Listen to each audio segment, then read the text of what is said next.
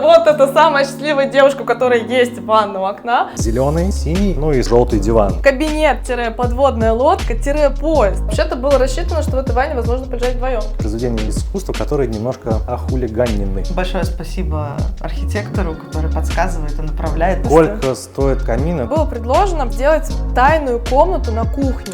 Мы находимся в уникальном ярком доме. И вот рядом со мной стоит Маша, хозяйка этого дома. Всем привет, я Маша, я занимаюсь мультипликацией, работаю на Маше и Медведе и в Союзмультфильме и знаю все про мультики. И, собственно, это послужило, наверное, тому, почему у нас так ярко, так необычно, но Таня позже нам это покажет. Здесь у нас очень необычный яркий проект, очень много цветов, зеленый, синий, желтый. Я изначально думала, что все это идет от Маши, но именно сегодня я почему-то узнала, что это идет от Паши, от супруга Маши. Но хотелось бы немножко вернуться к цветам, то есть почему у нас такое буйство цвета, ярко-зеленая кухня, причем нам надо было определенный оттенок зеленого, вот Маша сейчас расскажет вообще про историю зеленого и про историю этих цветов, то есть у меня сразу были такие конкретные референсы. Маша пришла и сказала: я знаю, что я хочу вот этот цвет, хочу вот этот, все надо вписать, надо все это объединить. У меня был в голове конкретный зеленый, это цвет такой насыщенной летней травы, без перебора, без супер яркости и супер темности. Хотелось именно настоящего зеленого, чтобы здесь всегда как будто бы было по-летнему и солнечно. Ему же в противовес идет темно-синий, который, наоборот, немножко как будто бы ассоциирует небо и хорошую погоду. То есть, по сути, мы всегда находимся условно на природе. Еще у нас появились такие акцентные желтые двери, что тоже очень необычно. Мне кажется, это немножко от меня пошло. Так и есть, да. Да, я предложила, а ребята согласовали, и так: вау, кайф, сделаем. И так у нас вот закрутились эти все цвета друг за другом. Плюс еще у нас очень необычная история самого фартука. Да, там какие-то сумасшедшие, непонятные существа, растения, репейники, какие-то авокады. Люди-цветы. Люди-цветы, да, там тоже очень классная история. Таня нашла одних дизайнеров, которые делают свои принты на обои, на фартуки, по-моему, на все они их делают, да? Очень классное место. Мы не в один, с Таней проект использовали этих ребят и эти идеи. Таня потом отдельно про них расскажет. И сейчас мы идем в главную мастер-спальню. История этой спальни, идея получилась в итоге, как на мой взгляд, в японском стиле. Ну, Поправь такие меня, нотки, если мотивы я не есть, права, да. Мы хотели сделать ее максимально темной, глубокой, полностью располагающей ко сну. У меня была история, что в предыдущем моей квартире, где я жила, у меня в спальне было рабочее место. И это было ужасно. Поэтому была идея в том, чтобы в этот раз полностью абстрагироваться от работы и сделать максимальное место для отдыха. И еще, конечно, моей мечтой был телевизор в спальне. Мечта с детства, честно. Наконец-то она осуществилась. Мне кажется, это вот единственное, что должно быть в спальне, это телевизор и кровать. И достаточно. Ну, это немножко не по фэншую, не по японскому фэншую телевизор в спальне, но, тем не менее, у нас здесь не чисто, у нас везде идет смешение стилей, и из особенностей, помимо того, что, да, у нас есть темные стены, причем они такие необычные, они обволакивающие такие бархатистые фактуры под замшу, алькантара, это специально декоративная штукатурка, плюс еще здесь была, Маша хотела такую всю темную комнату обволакивающую, а здесь много окон изначально. Как ее сделать темной, если она максимально светлая? И поэтому у нас на боковых окнах появились ставни, которые закрывают, плюс еще рулонки, которые делают максимальный blackout. И по центру у нас, наоборот, обратная инверсия. Мы сделали как бы окно в другой вот какой-то такой туманный мир. И здесь вся комната решена по принципу как бы инь и янь. То есть есть черная половина такая обволакивающая, то есть у нас там даже шторы черные закрываются, полностью blackout, ставни закрываются, все закрывается, получается такое темное. Единственное, что мы не сделали темным, это потолок. Хотя мы любим делать цветные потолки с Машей. И везде, правда, почти везде у нас там цветные потолки в других комнатах. Но здесь не стали, потому что мы попробовали. Но вот все-таки вот эта графичность балок дала свою определенную архитектуру, и от нее не хотелось отказываться. Она, наоборот, объединила вот эту темную часть комнаты с светлой частью комнаты, которая является уже вот, проходной. И одна из необычных фишек этой комнаты — это кровать-подиум. Хотели уйти от стандартной истории, кровать по центру, слева узкий проход, справа узкий проход. Хотелось, чтобы это была такая цельная конструкция, что ты можешь лежать и на кровати, если ты упал с кровати, то ты не упал, ты на подиуме, можно здесь накидать подушек, причем подиум мы выстраивали сами, самостоятельно, мы строили каркас, и уже мебельщики только вот эти ЛДСП-панели все изготовили. Плюс мы еще здесь запланировали подсветку, которая в ночное время такое создает интимное освещение, не яркое, не бьющее в глаза. То есть идея на концепции выглядела здорово, и ступеньки, они такие, как бы, ну, не планировались супер большими, потому что, в общем, как бы они такую больше декоративную функцию несут. Ну, так и получилось, да, Маш? То есть по жизни, я так поняла, не супер удобно пользоваться этими ступеньками. Ну, конкретно ступеньки, да, вот эта нижняя ступенька, немного не хватает места, чтобы поставить ногу, и можно поставить только боком, ну, либо перешагивать. Да, подсветка очень классная, она мне очень нравится, она ночью создает небольшой эффект парения, как будто бы немножко кровать парит над землей. Но в итоге в бытовом использовании не могу сказать, что эта идея до конца себя окупила. Это действительно то, что мы хотели. Это мы пришли к Тане с этим запросом, что мы хотим парящую кровать с подсветкой. По факту вот эта часть, где мы сейчас с Таней сидим, крайне редко используется и в основном служит местом, где лежат всякие вещи. Суровая реальность, да. Вот тут, да. когда уже хозяева пожили в доме, здесь мы не сразу пришли с рум-туром, здесь уже год ребята живут, поэтому есть что рассказать из того, что использовали. Но на самом деле здесь были запланированы места хранения, то есть вот эта крышка, она вот так вот поднимается, и туда можно что-то класть, но я так понимаю, это не очень удобно. Ну, пока ничего туда не клали, честно скажу. Я думала там хранить что-то вроде каких-нибудь лыж или сноубордов, но сноубордов у нас нет. Лыж тоже. Вот, ну и как я видела, оно туда не особо влезает под наш рост. Мы достаточно высокие, у нас все эти штуки, они высокие, да. Я понимаю, что все хотят, а в итоге никто в ней не моется. В мастер-спальне есть 3 даже двери. Одна, которая непосредственно, да, мы входим в комнату. Есть одна скрытая дверь, максимально завуалированная. Это у нас гардеробная. Причем это самая большая гардеробная в комнате. Просторная, там много вещей помещается. Плюс там еще все электрощитки спрятаны, это техническая часть. И есть еще 3-я дверь. Причем фишка в том, что у нас входная дверь белая, 2-я дверь она скрытая, а 3-я дверь она черная. Это тоже специально так сделано, потому что у нас вообще во всем доме, на всех вообще решениях очень такой архитектурный был подход, то есть у нас везде игра идет ритмов, игра форм, объемов, и вот здесь вот у нас вот этот прямоугольник такой графитового цвета, он перекликается с этими всеми нашими темными объемами, так что все это не просто так. И что же у нас за этой дверью? Это мастер-ванна, здесь у нас поместилась большая отдельно стоящая ванна у окна, это просто мечта каждой девушки, и Маша ее воплотила, вот это самая счастливая девушка, у которой есть ванна у окна, и плюс здесь еще продумана большая душевая кабина с теплым полом, что важно отметить, Маша сейчас расскажет, каково это, и здесь еще из необычного это теплая стена для полотенец, Маша тоже расскажет, каково это в эксплуатации, и также из необычного у нас стеклоблоки, которые, это вот прям вообще Машина пожелание первое было, она хотела стеклоблоки как конфетки, чтобы они были обязательно цветные. И вот у нас здесь появились вот такие вот они цветные, разделяющие сам унитаз от зоны раковины.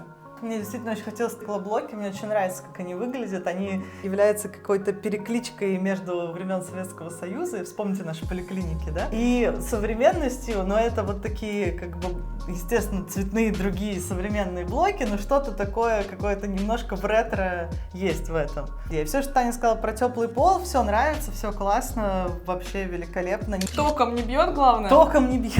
Любимый вопрос всех, током не бьет. Током не бьет.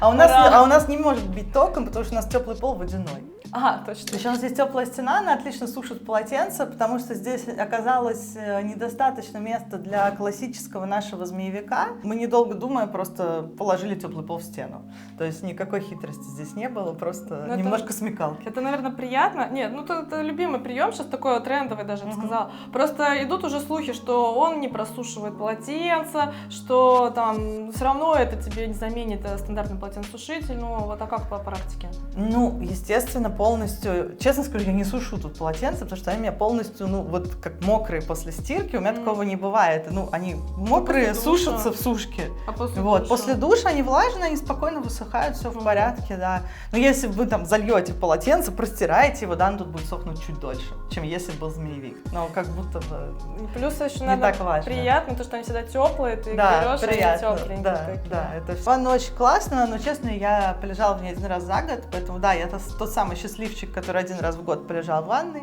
Выглядит классно, всем очень нравится, все заходят, очень восхищаются, уходят, на этом все.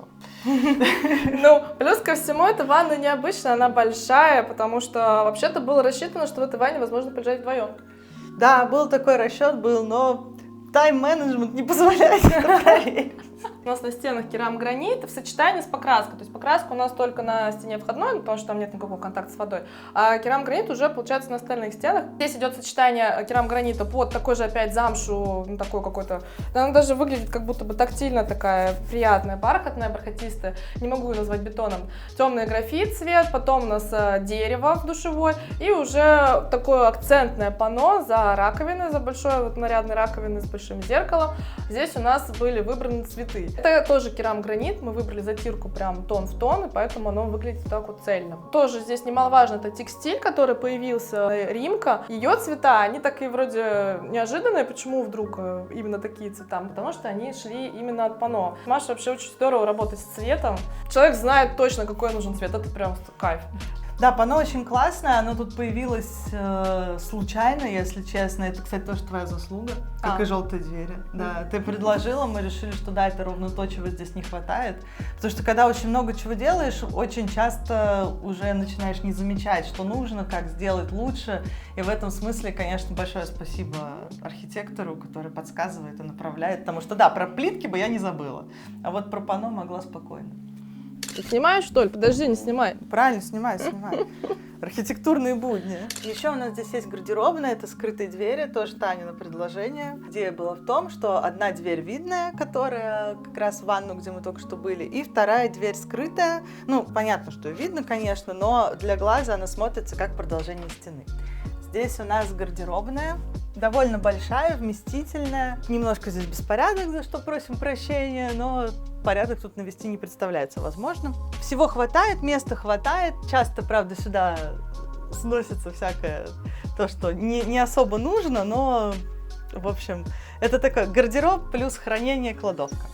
Мы находимся в гостиной частного дома. Хозяин дома Паша. Меня зовут Паша, я занимаюсь аналитикой, немножко постпродакшеном, музыкой и еще куча всем, на что хватает времени. Мы, соответственно, находимся в основном помещении дома. Мы решили сделать все максимально ярко, но при этом не аляписто для того, чтобы не сильно резало глаз. Для чего это сделано? В первую очередь для того, чтобы, во-первых, всегда возвращаясь домой, всегда просыпаясь утром, спускаясь сюда, какое бы настроение ни было, оно за счет обилия цвета, за счет его разнообразия и его интересности, то есть это глубина, оттенки, оно так или иначе поднимается. Плюс выбрали цвета зеленый, синий, ну и, соответственно, как очень яркий акцент, это желточного цвета такой желтый диван. Все достаточно хорошо сочетается. Так как Маша, хозяйка дома, она работает с цветами, цветокорректор, и логично представить, что это была Маша инициатором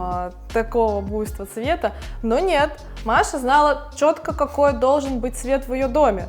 Но именно инициатором появления такого количества цветов оказался Паша. Получилось так, что Маша за счет своего профессионального, насмотренного взгляда сразу же выдала необходимую палитру, необходимые оттенки и прям четко требовала, чтобы зеленый был вот именно вот такой травянистый, чтобы желтый диван был не просто желтого цвета, а именно такой вот насыщенного желткового цвета. То есть в этом плане мы, конечно, да, очень хорошо лились, и в итоге получилось вот, собственно, что получилось. Нам удалось подобрать идеальный переход с эмали зеленой кухни, это разные материалы, покрашенной стеной холла и прихожей. То есть этот цвет прям идеально стыкуется, разницы нету. Здесь пришлось прям много-много выкрасов поработать, но нам удалось. Если посмотреть на все пространство, видно то, что оно достаточно воздушное за счет наличия второго света. Здесь мы сознательно отказались от большего количества комнат для того, чтобы всегда было ощущение, что ну, как бы ты заходишь в помещение и как бы есть чем дышать, есть куда кинуть свой взгляд и в целом иметь какую-то такую широкую перспективу перед глазами. Туда мы делали на заказ у наших материц из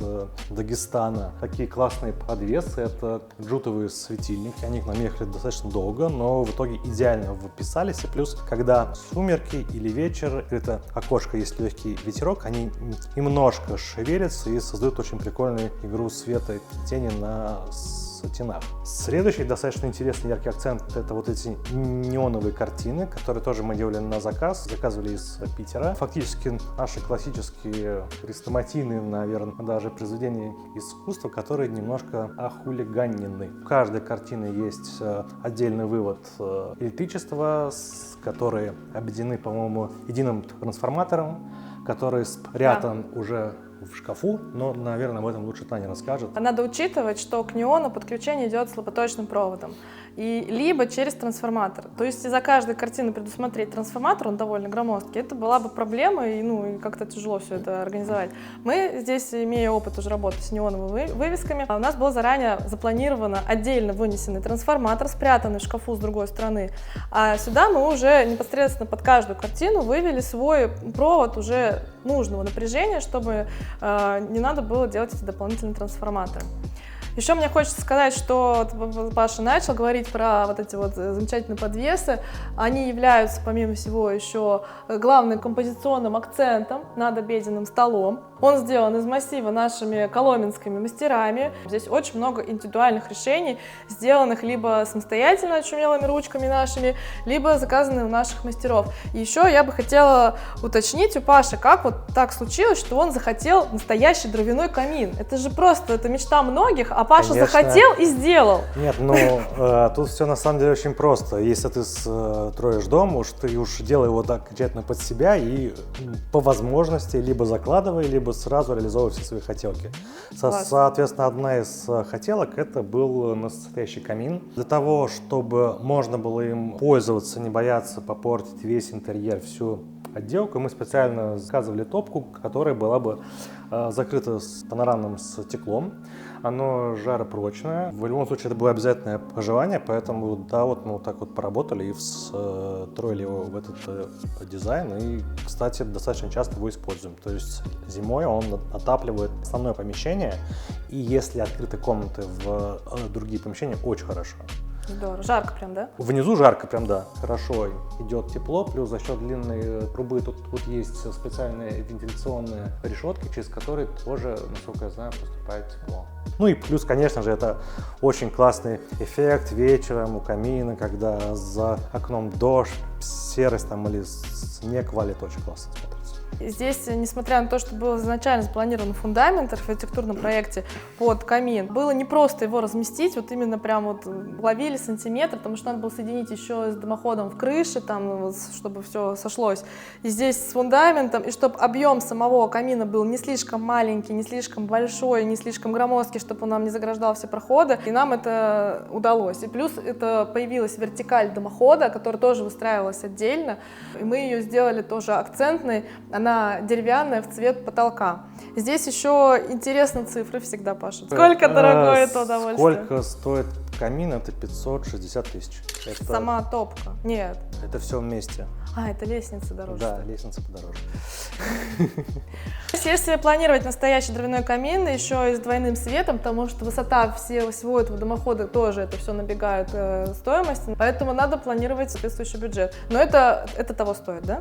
Да, абсолютно. Ты не пожалел? То есть это та вещь, которая, как мне кажется, должна быть, если у тебя частный дом.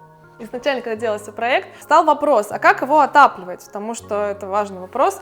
И Паша сказал, что дом, кстати, из чего? Дом сделан из СИП-панелей, то есть это технология, которая фактически делает дом термос, то есть ты его нагреваешь, и он очень хорошо держит тепло. При этом, когда мы делали тепловой расчет, у нас инженеры все здесь просчитывали, они сказали, что обязательно должны быть радиаторы под каждым окном, хотя мы не хотели их изначально, Паша не хотел их изначально делать, но мы их просчитали, сделали под них выводы, чтобы, если самую лютую суровую зиму, можно было все-таки отопить максимально дом. Но я так понимаю, никакой потребности пока не было. На текущий момент я бы сказал так, хорошо бы, чтобы они были, но они не необходимы. То есть единственная комната, где прям вот хорошо бы сейчас его поставить, это кабинет, потому что там больше никакого отопления нет. Вот. Но все равно за счет того, что есть поднимающийся теплый воздух, он туда попадает, и там достаточно тепло. В планах, естественно, поставить хотя бы парочку радиаторов для того, чтобы можно было не использовать конвекторы, которые все-таки немножко сушат воздух, вот, а используют радиаторы, ну и плюс, наверное, это чуть более экономично. Сейчас еще важный момент, сейчас отапливается все электрическим котлом, но все выводы, естественно, заранее сделаны под газовый котел, и фактически остается только получить документ и просто его поставить в нужное место в котельную. Здесь у нас замечательная лестница, легкая, воздушная, такая вся стильная, современная, технологичная. Она у нас из цельного металла с двумя металлическими цельными косаурами, с легкими ступенями, но эту лестницу было не так просто установить, как кажется. Она изначально, когда конструктора ее рассчитывали, получилась у них на опорах, как такая табуретка, лестница на табуретке. У нас в нашем дизайн-проекте хотелось ее сделать максимально воздушной, чтобы никаких опор, там, подпорок не было. А у нас еще 4 новых опоры появилось. Как мы не спорили с конструкторами, все равно их пришлось оставить, но мы их вшили в кирпичную стену, так, чтобы их не было видно. Они там все внутри есть, внутри слоя стены. И в эту стену тоже вшиты опоры. И осталась только одна видимая опора вот в непосредственно в угловом элементе. Зато мы максимально все-таки свою воздушность, к которой стремились, сохранили. Ступени у нас сделаны из дуба. Под каждой ступенькой потом еще отдельно силами как раз вот бригады, которые делают ремонт, вырезались определенные фаски для светодиодной подсветки. Плюс дополнительная подсветка у нас есть через одну ступеньку на стене. Когда приходишь домой вечером, либо что-то делаешь внизу, либо ужинаешь, что включаем подсветку под ступенями. Когда уже ложишься спать, выключаешь ее, так как она более яркая, оставляешь только подсветку, которая идет из стены, и получается такой достаточно интимный, но достаточный свет для того, чтобы при необходимости можно было спуститься вниз, не выключая весь свет в этом помещении. Ну и плюс, чтобы собачкам было удобнее ходить. Если вы хотите индивидуального подхода к вашему интерьеру, мои контакты в описании. Подписывайся, я готовлю еще много интересного и полезного для вас. Дом 110 квадратных метров, а место хранения было задумано только в гардеробной на втором этаже при мастер-спальне. Хотелось добавить место хранения, чтобы было еще где хранить вещи. Под лестницей организовать кладовку. Сразу мы отмели этот вариант, потому что это громоздко и убивает воздух и пространство. И поэтому было предложено сделать тайную комнату на кухне. И Паше эта идея сразу понравилась. Не, ну это вообще классно, когда у тебя получается единое пространство, где как будто бы ничего нет, как будто бы мало места, а ты так хоба-на, открываешь дверь, а у тебя тут еще целая кладовка. Сюда мы, соответственно, положили большой стеллаж для всяких там предметов, которые используются на кухне, для всяких там закаток. Ну и плюс отдельно большой морозильник, который вот как раз тоже утоплен в нишу. Получается, мы эту тайную комнату организовали только при помощи шкафов, без возведения дополнительных стен, потому что хоть и дом кажется очень просторным, но каждый метр, сантиметр у нас здесь на счету. Четко все выверено, чтобы все было удобно и гармонично. Поэтому на стены, на площадь стен мы место не тратили, выстроили все при помощи вот этих шкафов, которые обходят как бы тайную комнату, встроили туда сразу заранее, запланировали, что там будет стоять холодильник с соответствующими размерами, а снаружи у нас есть только холодильник уже встроенный. И, соответственно, это нам дало, помимо того, что есть хранение внутри, в тайной комнате, есть еще и много дополнительного хранения снаружи, в шкафах, которые обустраивают эту тайную комнату. Плюс они не низкие, они получаются как такой единый фасад, цельная стена. Даже, может быть, и не догадаешься, что, допустим, с той стороны есть еще один вместительный шкаф, а он там есть. И нам это позволило все хранение максимально здесь разместить, а уже на рабочей поверхности мы оставили максимально открытый фронт кухни с красивым фартуком, с паттерном, как Маша рассказывала его историю, с этим ярким геометричным объемом. А вообще вот по жизни, Паш, скажи, удобно пользоваться вот кладовкой? Она же действительно вместительная. Ну, то есть вот когда конечно, стеллажа да. не было, было как-то не очень, да? Ну да, без стеллажа было грустно, когда он появился, да, действительно сразу туда просто все ушло, все, что лежало на полу, все, что стояло частично тут, где-то занимало шкафчики вот по фасаду кухни. Очень такая классная вещь, ну и плюс всегда можно там какие-то запасы хранить. Как мы изначально планировали, что там будет какое-то, возможно, съестное хранение, мы там в том помещении не делали теплый пол. И поэтому, если здесь мы стоим, нам тепло, ножкам тепло и вообще-то так комфортно, то заходишь туда в тайную комнату, а там довольно прохладно. И, ну, не то чтобы это как погреб, но, тем не менее, вещи дополнительно специально не нагреваются. Ну, в общем, смысл, если у нас там хранение. Ну и плюс, естественно, добавили вентиляцию, чтобы был естественный приток воздуха туда. Зеленый цвет сочной травы с фасадов кухни перетекает в зону прихожей и зону холла. Мы, получается, из прихожей заходим на акцентный стеллаж, шкаф, сервант, хранение посуды и дополнительное хранение еще снизу. И дальше у нас вот эти желтые двери, они не только функционально как двери, они еще работают как такие геометрические объемы, фигуры, делающие контрасты и перекликающиеся тоже с геометрическим полом. То есть у нас здесь вот эта геометрия, она везде работает. Если здесь у нас прихожая, то здесь у нас гостевой санузел. Гостевой санузел у нас опять со стеклоблоками, потому что Маша, хозяйка дома, очень сильно хотела, чтобы стеклоблоки были и были цветные, и здесь она захотела, чтобы они были ярко-фиолетовые. И сейчас нам Паша расскажет, каково они в эксплуатации. Лично я проблем не заметил, но что реально классно, то что это когда очень маленькое пространство, ты в любом случае делаешь какую-то стенку или простенок, очень классно заполнять как раз вот такими цветными элементами, которые как раз добавляют и яркости, и какой-то, не знаю, больше воздуха, потому что все-таки они чуть-чуть прозрачные, там, конечно, ничего не видно, но свет они пропускают. Поэтому они тут сюда очень хорошо выписались и прям как на своем месте. В эксплуатации, повторюсь, тут все хорошо. Закрыть дыру в стене. Да ладно, ну, скажем, вот есть дыра в стене, смотрите. Мы находимся в прихожей, она же тамбур, это важный вообще элемент в частном доме, потому что здесь идет отсечка холодного воздуха от теплого, чтобы в доме не было сквозняков и не было дискомфортно при открытии уличной двери. Поэтому изначально это пространство здесь было задумано в архитектурном плане, мы здесь ничего не меняли. Единственное, что у нас здесь, как вы заметили, как в общем пространстве холла и кухни, зеленый насыщенный цвет перетек в это пространство прихожей. Полностью все стены здесь того же самого насыщенного зеленого цвета.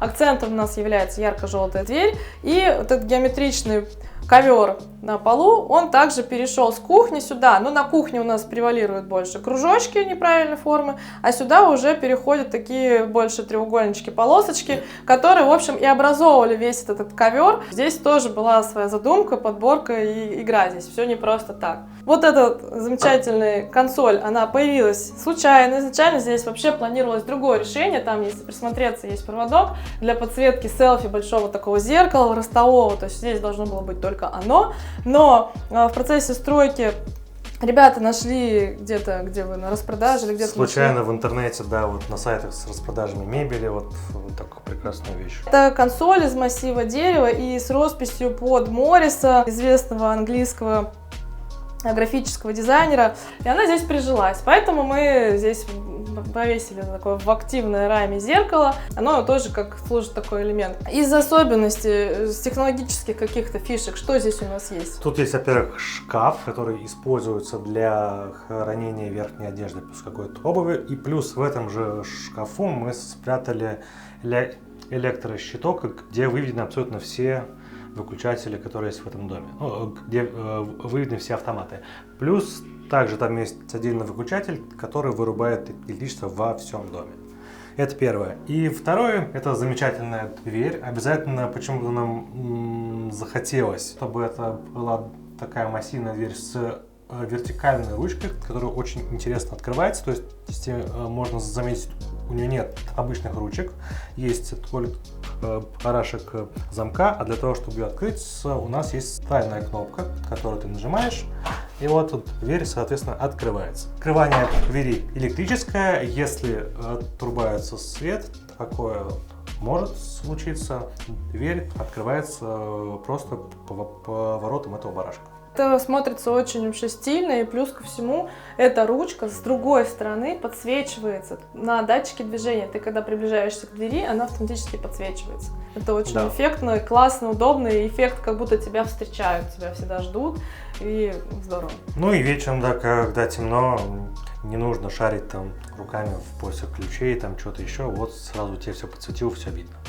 Плюс здесь этот шкаф, он, он небольшой, он для сезонной одежды, пришел, скинул с тебя куртку, но он, несмотря на свою лаконичность, имеет интересный опять подход к цвету. Снаружи у него фасад такого графитового спокойного цвета с интегрированными скрытыми ручками, а уже боковины и сами внутренности этого шкафа, они желтые.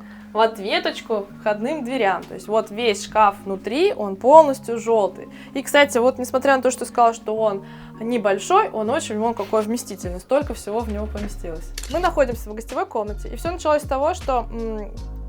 Сейчас, я как-то сумбурно. Подожди, останови, удали вот это. Мы находимся в гостевой комнате, и здесь хотелось бы рассказать вообще, почему она именно такая получилась, вот какая она получилась. В доме изначально было не очень много мест хранения, то есть не хватало гардеробных, и Маша переживала, что будет негде вещи хранить, и поэтому задача была найти, где еще дополнительно место хранения организовать. Какие-то простые шкафы ставить, ну вообще точно, это не здесь, эта история не работает. И была гостевая комната, которая вытянутой такой продолговатой формы, и здесь вот прям напросилась, вот здесь будет гардероб. Но при этом мы не просто ее полностью отгородили, закрыли там эту стену, все. Мы ее частично только оставили, чтобы было видно воздух. И отсюда пошла вообще концепция всей комнаты. То есть появилась стена, появилось разделение комнаты на такие как бы сегменты. И я предложила ввести здесь бурную историю с восходом солнца, что у нас вот есть эта стена, в стене есть акцентный круг, он у нас такого лилового цвета, так же, как и наполнение всей гардеробной. Появилось центральное солнце в виде вот этой люстры, которая тоже делалась на заказ, как и многое остальное в этом доме. Это мастерицы плели из шелковых ниточек. И есть вот такое разделение, опять такая затемненная зона кровати, причем цвет такой не топаз, не изумруд, а как его? Сине-фиолетовый? Сапфир! Сапфир? Да. Все идет круговой опять, потолок цветной, стены цветные, стеллаж в цвет. И на этом всем фоне у нас стоит такая контрастная зеленая кровать. Дальше у нас идет центральный цвет такой пудровый, нежно-розовый. Кажется, что он белый, на самом деле он пудровый, нежно-розовый. И тоже и потолок, и стены. И уходим туда. То есть у нас есть части, где уже смеркалось, стемнело. Между вот это вот время, как это, сумерки.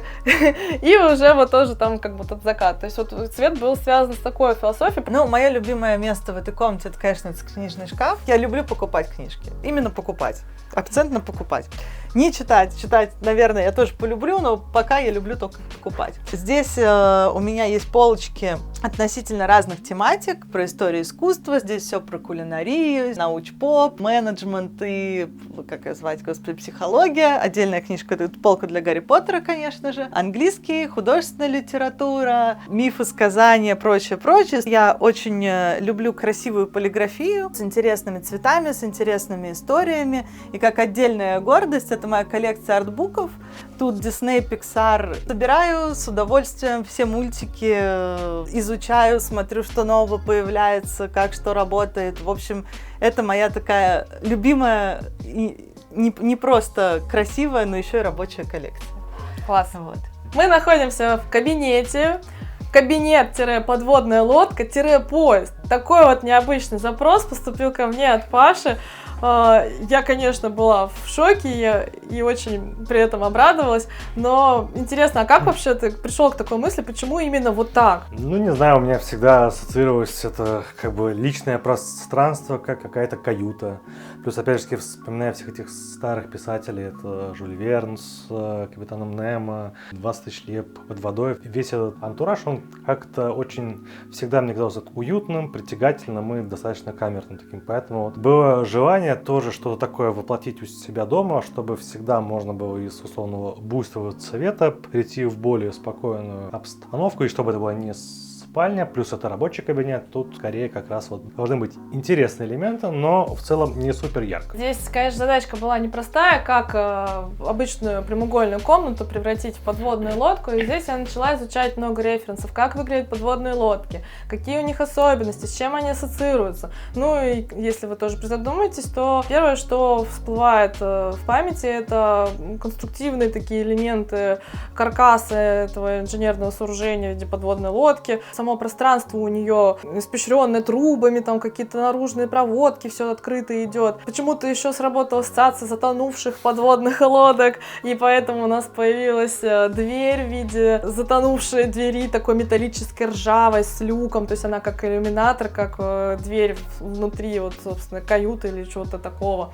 появился еще винт в потолке. Это рабочий вентилятор. Он летом классно остужает пространство, вот эта вентиляция вообще всего воздуха. Вообще суперская вещь. Никогда я их раньше не ставила, вентиляторы в потолок. Ну, это обычно южная какая-то история. В нашей среде полосе это не особо требуется. Но здесь она прямо очень к месту. Порталов изначально здесь не было. Мы их планировали сделать из металла. Но когда посчитали стоимость в миллион, ну, то есть там максимально миллион, ну, там можно до 300 с кем-то было договориться. Но это безумный вес. Это такой металлический тяжелый каркас. И лишние 300 тысяч уже были не лишними.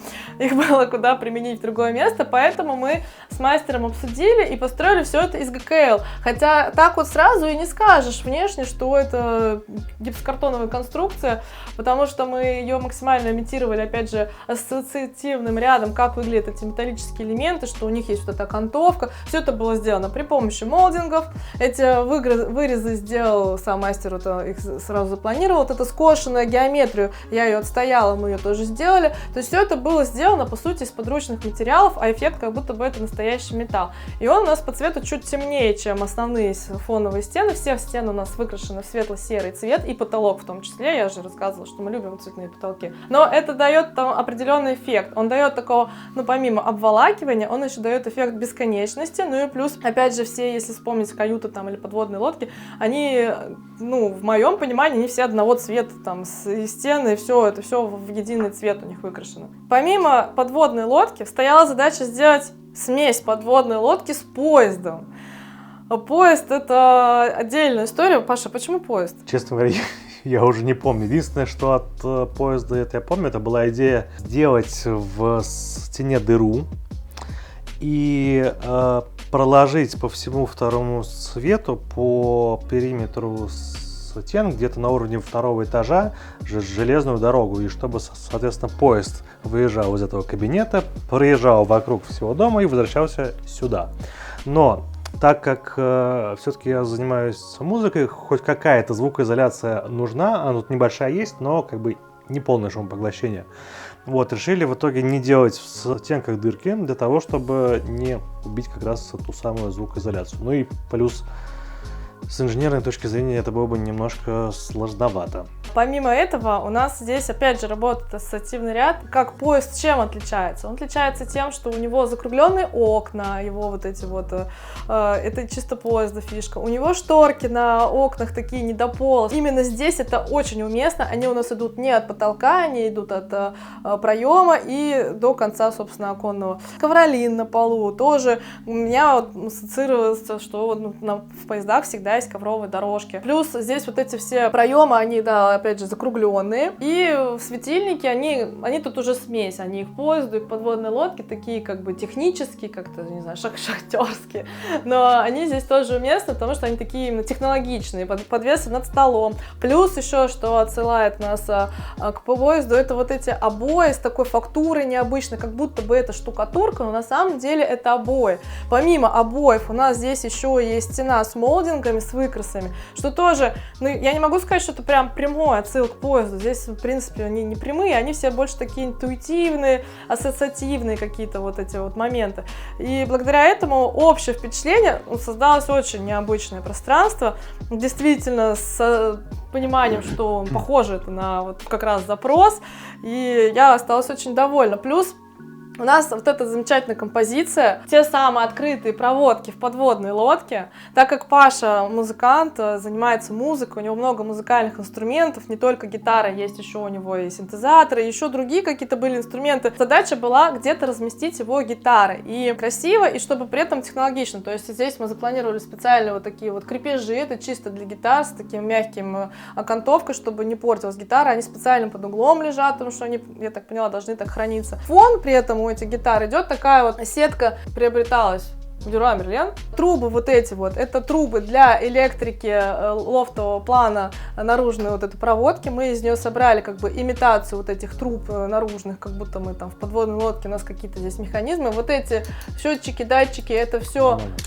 Манометры. Реальные манометры, которые, возможно, даже рабочие. Ну, они были куплены на Авито, какие-то, ну, они такие, я так понимаю, советских времен. Да. Мы их просто выкрасили, корпус, и здесь прикрепили к этим трубам. Это просто идут сантехнические трубы, которые тоже, ну, уже они металлические, которые мы тоже окрасили, прикрепили, и за них мы уже сразу заложили вот эту диодную подсветку, которая придает, опять же, дополнительную атмосферу вот этой музыкальности истории. Рабочее место запланировано на 2 человека, поэтому здесь стоит 2 компьютера, потому что Паша часто работает вместе с супругой. Но если вдруг Маше захочется уйти в отдельное пространство поработать, чтобы не мешать друг другу, там предусмотрено у нас как раз внизу дополнительные возможности размещения рабочего места. Здесь у нас те же самые обои под штукатурку, очень необычный такой приятный эффект у них. Все вокруг у нас в стеллажах. Здесь вот эти подвесы и очень необычный стол. Стол этот приехал тоже из Коломны.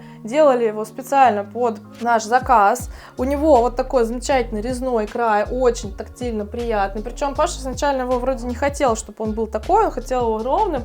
Но в итоге в процессе обсуждения мне удалось переубедить, что это очень вообще классно. Я так понимаю, никто об этом не пожалел. Мы показали рум-тур яркого, необычного дома Паши и Маши. Я надеюсь, вам было интересно.